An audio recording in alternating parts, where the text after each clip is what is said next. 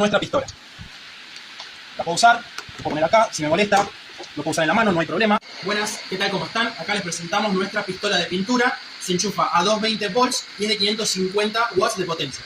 Bien, acá tenemos la pistola, voy a estar mostrándole un poco. El tanque, una capacidad de 800 mililitros, esa rosca. Y tenemos una goma antiderrame. También tenemos el parte del gatillo, también a rosca. Esto lo que hace es regular la intensidad. Si lo sigo, tiene menos capacidad. Y por el lado del pico, también a rosca, tenemos 3 modos. Viendo el tema de la salida, eso lo podemos poner a presión.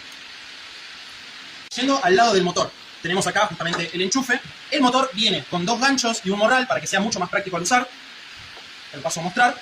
La pistola tiene como una especie de funda, lo ponemos acá, para que todo sea mucho más práctico. También tenemos la manguera, tiene un seguro para que no derrame ni salga nada. Izquierda, derecha, lo ponemos en el motor.